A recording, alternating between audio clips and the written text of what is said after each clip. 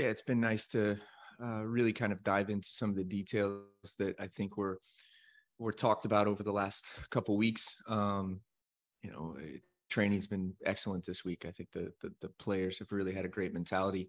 And obviously, as these guys come back from international duty, it's making sure physically they're ready to go, but also catching them up with some of the things that we talked about while they were gone.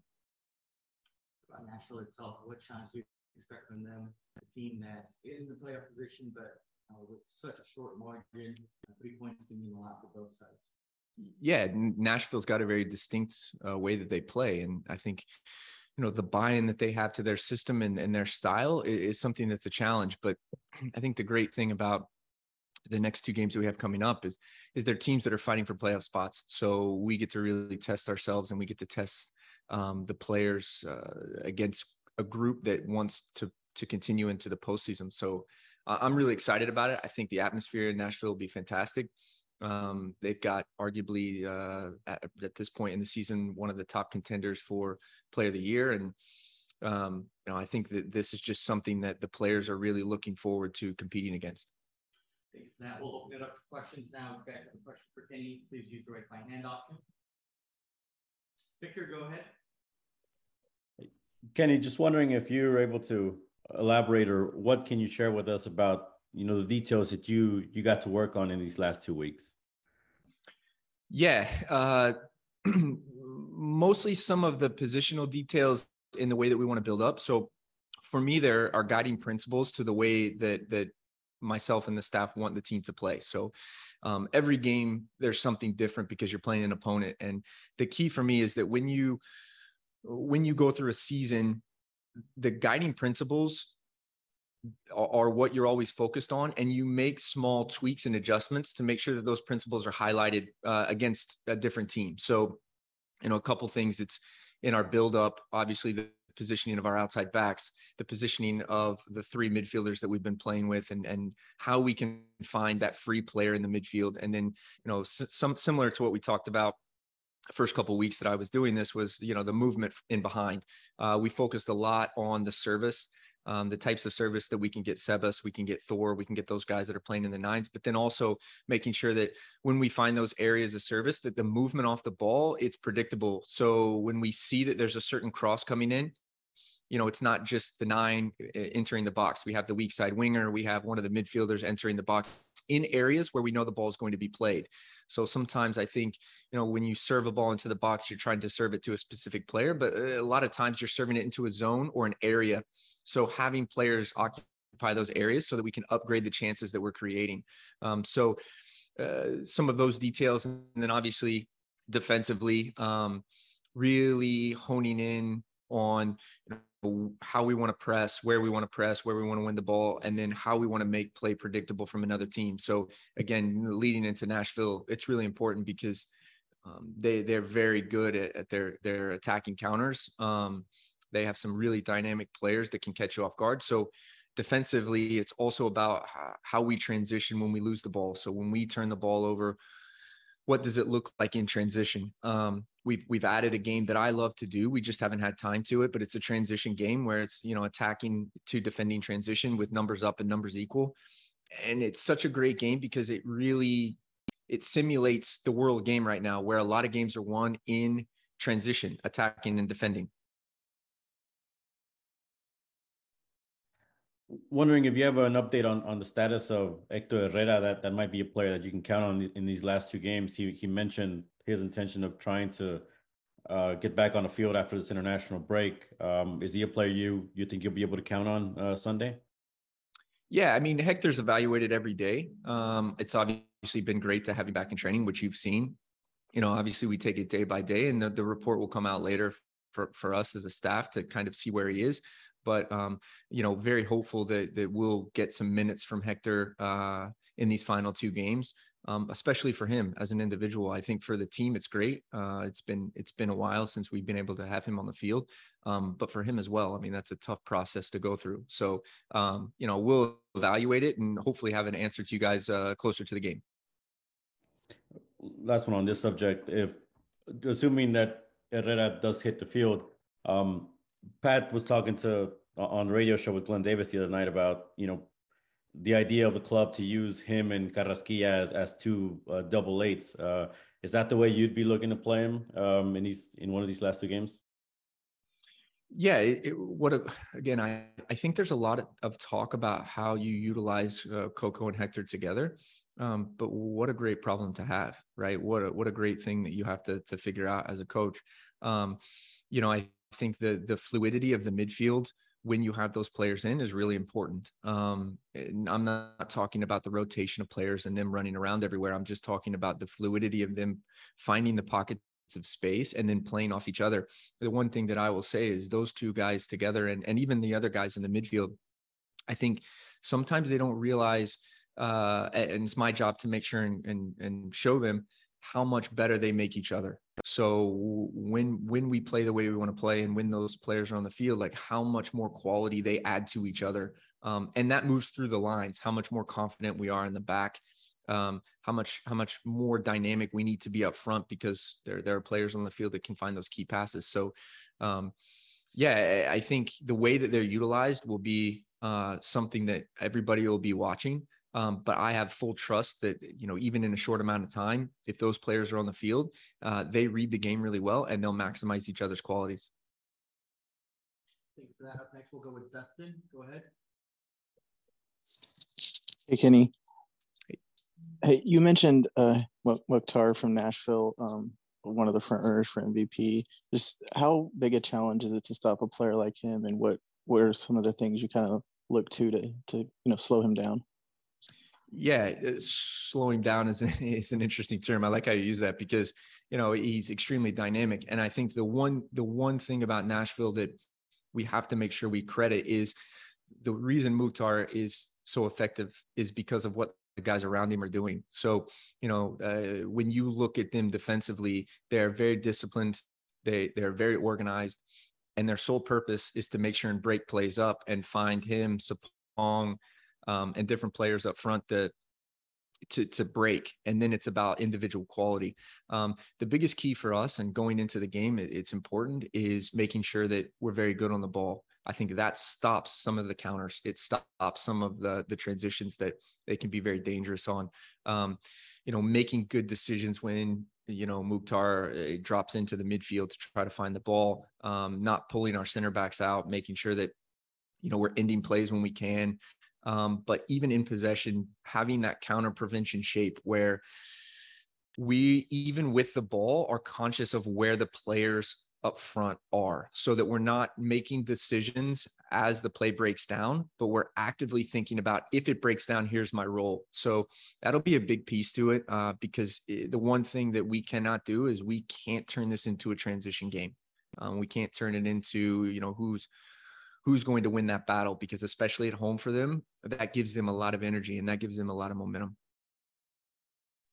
And last one from me. The Dynamo 2 season is over. Obviously, you were their head coach for the majority of that season. Just kind of your thoughts on their season as a whole and their performance on Sunday. Yeah. I mean, I think I speak for everybody that supports the Dynamo 2, the Dash, this club, is disappointing. I think there's so many adjectives I could use to describe the feeling. But I think that, take that game aside, what an unbelievable season that group has had. I cannot speak highly enough of the staff. And I can't go through every name, but everybody that's contributed to that project. I think if I'd have sat here and said at the beginning of the season on March 25th, the day before the first game, hey, listen, we're going to have one of the best home records in the league. We're going to concede the fewest goals in the regular season, tied for the fewest goals. We're going to show and showcase players that we hope can be a part of this club for a while. I think everybody would have said, that's great. But those are words. What we need to evaluate now is, how we get better. And it's something that, that job never stops, because if we truly want to build this club the way we do, and I know that I speak for everybody in the organization, we can always improve on even successful seasons. Very, very disappointed that we're not playing in the conference final, but I said this week, what we've done to feel this disappointed, where the conference finals was kind of the expectation, is amazing. It's amazing. I'll just be honest with you guys. Some of the other clubs that maybe made the playoffs and lost in the first round, there were these great tweets about, it's fantastic run, really great season. And I think for us as Dynamo 2 and as a club, we were disappointed. Like, it wasn't just a great run. We expected to be in the conference finals. We expected to be playing on October 8th in the final.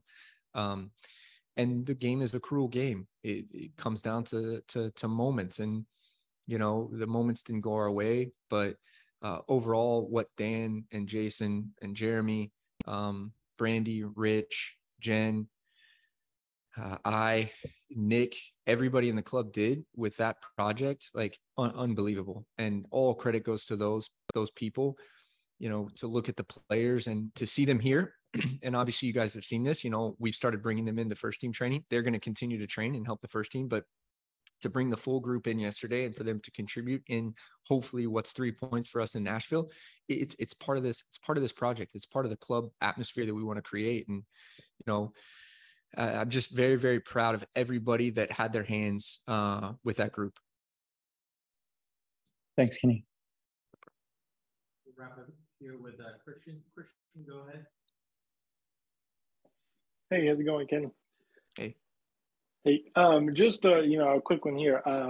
So we know that obviously Nashville is still competing for a playoff spot. Technically, they're probably going to be pushing and taking some risk at the fact that they need this 3 points. Does that make it, I don't know if it's easier, or does that change the perspective of you going into this game knowing that they're probably going to be risking a little bit more, and the fact that you guys maybe are not playing for for anything in the playoffs, I guess spots game. Will you be risking also? You were talking about crashing down on their box with numbers, with players, maybe throwing an extra player on there, or doing something like that. Yeah, I'll be honest with you. We are playing for something. We're playing for a lot, and that's been my message from the first game of this 5-game stretch to the last. It will be, we are playing for a lot. Okay, maybe it's not the playoffs, but we're playing for a ton. We're playing for the club. We're playing for the city. We're playing to change the perspective and the perception of what this team could be. We're playing for momentum into next year. And that might not resonate with a lot of people, but we are playing for a lot. And I'm going to push as hard as I can to make sure that everybody understands that these games are massively important. Yes, the playoffs, it's not possible for us, but that does not take away the fact that these are 2 games in the MLS against 2 excellent teams. Yes, they are playing for a playoff spot, but we're going to go after it. To your first point about Nashville, we have prepared ourselves for a couple different scenarios with what they can do. Obviously, the body of their work shows one thing, but I do think, we are going to be hard to scout as well. I'm sure they're watching film, and they are watching film going, okay, can we look back past 3 games? Is this a different team? Do they do different things? Can we actually look back at our last game and say, this is what they're going to do? So I think there's probably a little bit on that side going, okay, what can we expect? From our standpoint, we've prepared for a couple different scenarios of how they might play, but their principles and the bones of that team, it's built very specifically. So, we spend a majority of our time looking at really where they've been successful and some of the keys that they've been successful with, but we are prepared if they change. Like, for instance, if they want to come and high press us, we've prepared for that. We've prepared for, if it's a low block, we've prepared for if it's a medium block, and if it's a hybrid of those. The other really important piece is, I think we've come into this game off of a break, and sometimes players can come in off of a little bit of a break and not be sharp. And the main point, and the one thing that I have to give a ton of credit to the players for, is this has been the sharpest week since I've been here. From a standpoint of we've had some time and we haven't had a game. So there is the ability to kind of take your foot off the gas and just relax. They haven't done that. And that is a massive credit to the leadership group, to the players, to the guys that were on international duty and coming back, they never missed a step. It's been unbelievable. So we're going after it. We're going to go after this game. We have to. We deserve, we owe it to ourselves, and we owe it to everybody to go after a game, just like we did in LAFC, even though the result didn't go our way. Yeah, it's just good to have the team back together, getting ready for Nashville away. We're looking for 6 points to end out the year, and we're working every day for that.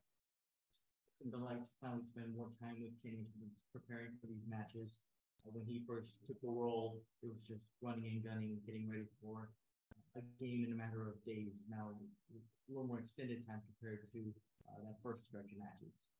Yeah, you get to know him a little bit better. I think the team's getting to know him, getting to know his playing style. And once again, we're just going to go out there and fight for 6 points. Thank you for that. We'll open it up to questions. If you guys have a question for Griffin, please use the raise my hand option. We'll start with Victor. Go ahead. Hey, Griffin, what are some things maybe the team was able to work on in these 2 weeks of the international break? Yeah, I think some of it was team-based, obviously, without all of our team members present throughout the break. It was a lot of individual work as well. Once again, everyone just trying to get better and fight for the remaining 6 points that we have to fight for. On an individual level, it's been talked about the opportunity for players to use these last 2 games or this last stretch to express their desire to stay to the club. Does that seem like the type of opportunity that lies here with a team like Nashville that's obviously looks like they're headed towards the playoffs? Yeah, any game is an opportunity, no matter who you are and no matter what contract options that you have. Every game is an opportunity to play and prove yourself, not only to yourself, but to others. What's the feeling around the team? Is it does it feel like this might be, the end of this group in a way because of so many of the contract questions that are up in the air for the offseason?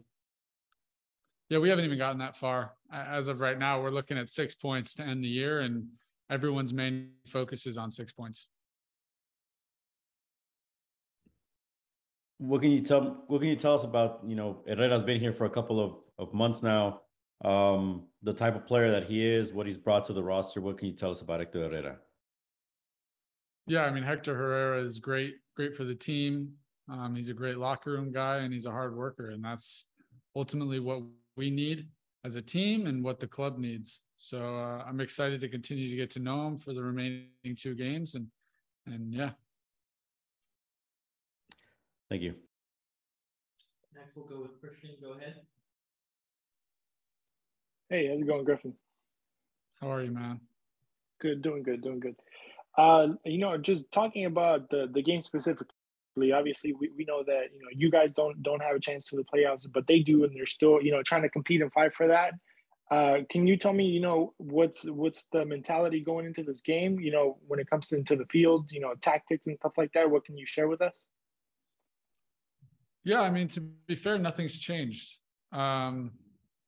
Obviously, we don't have an opportunity to fight for a playoff spot, but we still have an opportunity to fight for one another, and that's what we're going to go out there and do. We want to be on the front foot, and we want to press for a win. And that's the bottom line.